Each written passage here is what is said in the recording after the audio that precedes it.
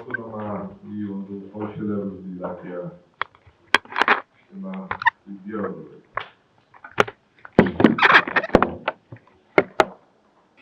ಎಲ್ಲ ಮಾಧ್ಯಮ ಮಿತ್ರರೇ, ಮುಖ್ಯವಾಗಿ ಈ ದೇಶಕ್ಕೆ ಒಂದು ದೊಡ್ಡ ಬುನಾದಿ ಫೌಂಡೇಶನ್, ನಮ್ಮ ಹೆಣ್ಣು ಮಕ್ಕಳನ್ನ ನಾವು ಸಬಲೀಕರಣ ಮಾಡಬೇಕು ಅಂತ ಹೇಳಿ ನಾವು ಪ್ರಯತ್ನ ಮಾಡ್ತಾ ಇದ್ದೀವಿ. ಇವತ್ತು ನೀವೆಲ್ಲ ಸೇರಿ ಮುಂದಕ್ಕೆ ಬಂದಿದ್ದೀರಿ. ಎಲ್ಲ ಉದ್ಯೋಗ ಪಡೆಯೋಕ್ಕಿಂತ ಮುಖ್ಯವಾಗಿ ಉದ್ಯಮದ ವೃತ್ತಿಯನ್ನ ಅಳವಡಿಸಿಕೊಂಡಂತ ಎಲ್ಲ ನನ್ನ ಸೋದರ ಸೋದರಿಯರೇ, ಸರಸ್ ಮೇಳ ಎಂದರೆ ಸ್ವಸಹಾಯ ಗುಂಪುಗಳ ಒಂದು ಕುಂಭಮೇಳ ಇದ್ದಂಗೆ. ಕುಶಲ ಕಾರ್ಮಿಗಳು ಒಂದು ಕಡೆ ಎಲ್ಲ ಸೇರಿ ನಿಮ್ಮಲ್ಲಿ ಏನು ಒಂದು ಕ್ರಿಯಾಶೀಲತೆ ಇದೆ, ನಿಮ್ಮಲ್ಲಿ ಏನೋ ಒಂದು ವಿನ್ಯಾಸ ಇದೆ, ನಿಮ್ಮಲ್ಲಿ ಏನೋ ಒಂದು ಶಕ್ತಿ ಇದೆ, ಅದನ್ನೆಲ್ಲ ಪ್ರದರ್ಶನ ಮಾಡಲಿಕ್ಕೆ ಒಂದು ದೊಡ್ಡ ಪ್ರಯತ್ನ ನಡೀತಾ ಇದೆ. ಮಹಾತ್ಮ ಗಾಂಧೀಜಿಯವರು ಒಂದು ಕಡೆ ಒಂದು ಮಾತು ಹೇಳಿದ್ದಾರೆ, the salvation of India lies in small scale industries ಅಂತ ಹೇಳಿ. ಹಂಗೆ ನಾನು ಮೊದಲಿಂದನೂ ನಂದೊಂದು ವಾದ, ಹಿಂದೆ ನಾನು ಕೋಆಪರೇಷನ್ ಮಿನಿಸ್ಟರ್ ಇದ್ದೆ, ರಮಾದೇವಿಯವರು ಸ್ಪೀಕರ್, ಗವರ್ನರ್ ಇದ್ರು, ನಾನು ಬೀದರ್ ಹೋಗಿದ್ದೆ. ಅಲ್ಲಿ ನಿಮ್ಮ ಸೆಲ್ಫ್ ಹೆಲ್ಪ್ ಗ್ರೂಪ್ನ ಆಗ್ತಾನೆ ಅದು ಪ್ರಾರಂಭ ಆಗ್ತಾ ಇತ್ತು. ನನ್ನ ಕಣ್ಣಿನಲ್ಲಿ ನೋಡಿದೆ. ಅದನ್ನ ಬಂದು ಎಸ್ ಎನ್ ಕೃಷ್ಣರವ್ರ ಅಂತ ಮಾತಾಡಿದ್ರು. ಇದಕ್ಕೆ ನಾವೇನಾದ್ರು ಒಂದು ಹೊಸ ರೂಪ ಕೊಡಬೇಕು ಅಂತೇಳಿ ನಾನು ಮಾತಾಡಿದೆ. ಆಮೇಲೆ ಅವರು ಇಲ್ಲ, ಇದಕ್ಕೊಂದು ಶಕ್ತಿ ಕೊಡಬೇಕು ಅಂತೇಳಿ ನಮ್ಮ ಶ್ರೀಶಕ್ತಿಗಳ ಸಂಘಗಳನ್ನ ಪ್ರಾರಂಭ ಮಾಡಬೇಕು ಅಂತೇಳಿ ತೀರ್ಮಾನ ಮಾಡಿ ಅದನ್ನ ಮಹಿಳಾ ಮತ್ತು ಮಕ್ಕಳ ಕಲ್ಯಾಣ ಇಲಾಖೆಗೆ ಜವಾಬ್ದಾರಿಯನ್ನು ವಹಿಸಿ ಅವತ್ತಿನ ಕಾಲದಲ್ಲಿ ಬರೀ ಪ್ರಾರಂಭ ಮಾಡಿದ್ದು ಬರೀ 5,000 ರೂಪಾಯಿ ಶೇರ್ ಹಣ ಕೊಟ್ಬಿಟ್ಟು ಗುಂಪುಗಳನ್ನ ನಮ್ಮ ಎಲ್ಲ CDPಗಳನ್ನ ಮಧ್ಯಕ್ಕೆ ಇಟ್ಕೊಂಡು ನಾವು ಪ್ರಾರಂಭ ಮಾಡಿದೆವು.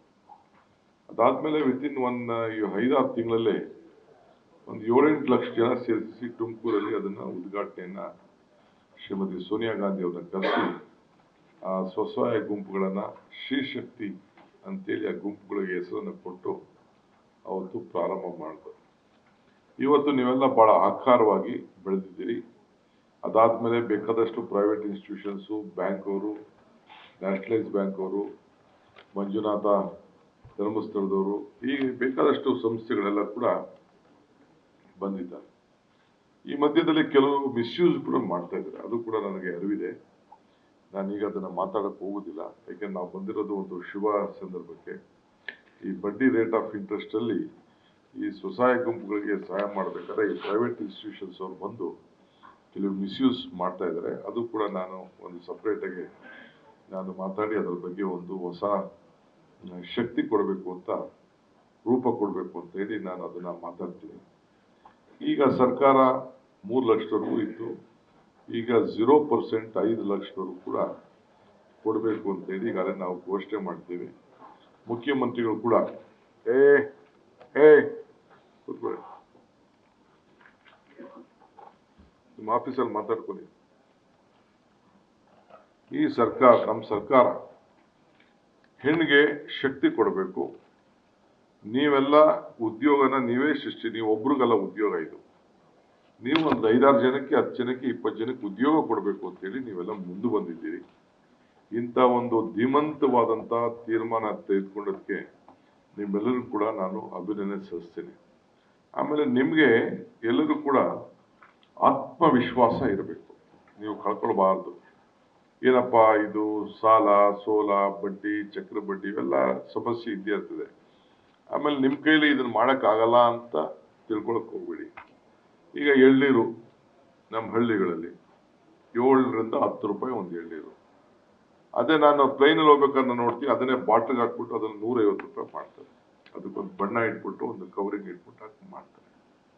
ಈಗ ಹಂಗೆ ಪ್ರತಿಯೊಂದು ಅಷ್ಟೇ, ಚಕ್ಲಿ ಇರ್ಬೋದು, ನಿಪ್ಪಟ್ಟು ಇರ್ಬೋದು, ಕೋಡ್ಬಳೆ, ಸಾಂಬಾರ್ ಪದ ಎಲ್ಲ ಕೂಡ ಮಾಡ್ಕೊಂಡು ಬರ್ತಾರೆ. ಸೊ ಹಂಗೆ ನಿಮ್ಮ ಹ್ಯಾಂಡಿಕ್ರಾಫ್ಟ್ಸಿಂದ ಹಿಡಿದು ಕೂಡ ನಿಮ್ಮಲ್ಲಿ ಎಲ್ಲರೂ ಕೂಡ ಅದನ್ನು ಮಾಡೋಕ್ಕಾಗಲ್ಲ. ಯಾರು ಕೆತ್ತನೆ ಮಾಡ್ತಾರೆ, ಯಾರು ಅದನ್ನು ಬಟ್ಟೆ ವಿನ್ಯಾಸ ಎಲ್ಲ, ಯಾವುದೇ ಒಬ್ಬ ಹೆಣ್ಮಗಳು ಚೆನ್ನಾಗಿ ಕಾಣಬೇಕಾದ್ರೆ ಕಣ್ಣಿಗೆ ಬಿಂದಿ, ಕಿವಿಗೆ ಓಲೆ, ಮೂಗ್ಬಟ್ಟಿದ್ರೇನೆ ಆ ಹೆಣ್ಮಗಳು ಲಕ್ಷಣ ಕಾಣೋದು. ಇಲ್ಲಾಂದ್ರೆ ನಮ್ಮ ಹಿಂದೂ ಧರ್ಮದಲ್ಲಿ ಅದನ್ನೆಲ್ಲ ನಾವು ಲಕ್ಷಣ ಕಳ್ಕೊಳ್ಳೋದು ಬಹಳ ಕಷ್ಟ. ಈ ಬ್ಯೂಟಿ ಪಾರ್ಲರ್ಗಳು ಎಷ್ಟು ಬೆಳೆದಿದೆ ಅನ್ನೋದು ನಿಮಗೆ ಗೊತ್ತಿದೆ. ನಾನೇನು ಇದ್ರ ಬಗ್ಗೆ ಹೆಚ್ಚಿಗೆ ಹೇಳ್ಬೇಕಾಗಿಲ್ಲ. ಅದು ಏನು ತಪ್ಪಲ್ಲ. ಒಂದು ಬ್ಯೂಟಿ ಪಾರ್ಲರ್ ಅಂಗಡಿ ಇಟ್ಕೊಂಡ್ರೆ ಒಂದು 15 ಜನ 10 ಜನ ಕೆಲಸ ಮಾಡ್ತಾರೆ. ಉದ್ಯಮ ಬೇಕಾದಷ್ಟು ಆಗ್ತದೆ.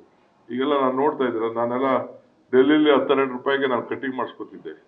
ಈಗ ನಾನು ಸದಾಶಿವನಗರಕ್ಕೆ ಹೋದ್ರೆ ನನಗೆ ಮೊನ್ನೆ 1100 ರೂಪಾಯಿ ಕೊಟ್ಟ ಬಿಲ್ಲ. 1100 ರೂಪಾಯಿ ನಾನು ಕಟ್ ಮಾಡ್ಕೊಳಕ್ಕೆ. ಅಂತ ಪರಿಸ್ಥಿತಿ. ಟ್ರಿಮ್ ಮಾಡ್ಕೊಳ್ಬೇಕಾದ್ರೂ 300-400 ಕೊಡ್ತಾ ಇದ್ದಾರೆ.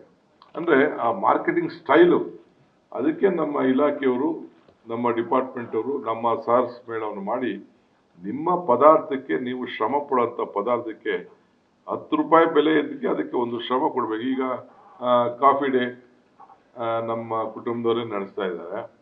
ಅದಾದ್ಮೇಲೆ ಈಗ ನಾವು ಇದನ್ನ ಬರಿಷ್ಠ ಎಲ್ಲ ಮಾಡ್ತಾರೆ. ಕೆಲವರಿಗೆಲ್ಲ ನಾವು ನೋಡ್ತಾ ಇದ್ದೀವಿ, ಒಂದು 25 ಬರ್ತಾ ಇದೆ. ಮೊದಲೇ ಕಾಫಿ ಡೇ ಪ್ರಾರಂಭ ಮಾಡ್ಬೇಕಾದ್ರೆ ಬರೀ ಅದಕ್ಕೊಂದು ಬಾತ್ರೂಮ್ಗಳಿಗೆ ನ್ಯಾಷನಲ್ ಹೈವೇಲಿ ಬಾತ್ರೂಮ್ ಚೆನ್ನಾಗಿರೋ ಕೊಡ್ತಾರೆ ಅಂತಾನೆ ಅಲ್ಲೋಗಿ ಕಾಫಿ ಕುಡಿಯೋಕ್ಕೆ ಶುರು ಮಾಡಿ ಒಂದು ಕಾಫಿ ಕುಡಿದ್ಬಿಟ್ಟು ಆಮೇಲೆ ಟಾಯ್ಲೆಟ್ ಕ್ಲೀನ್ ಇದನ್ನ ಉಪಯೋಗಿಸ್ಕೊಳ್ಳುವಂತ ಒಂದು ಪರಿಸ್ಥಿತಿ ಆಗಿತ್ತು. ಈಗ ಬೇಕಾದಷ್ಟು ಸಾವಿರಾರು ಕೂಡ ಬಂದಿದೆ. ಹಂಗೆ ಕೆಲವೆಲ್ಲ ಮಾತಾಡಕ್ಕೆ, ಕೂತ್ಕೊಳ್ಳೋಕ್ಕೆ ಜಾಗ. ಹಂಗೆ ನೀವು ಕೂಡ ಇವತ್ತು ಒಂದು ಹೊಸ ಅಕ್ಕ ಕೆಫೆ ವಿಚಾರದಲ್ಲಿ ನೀವು ಬೀಜ ಉತ್ಪಾದನೆ ಮಾಡುವಂಥದ್ದು. ನ್ಯೂಸ್ ಫಸ್ಟ್, ನಿರ್ಭೀತಿಯಿಂದ ನಿಮ್ಮ ಪರವಾಗಿ.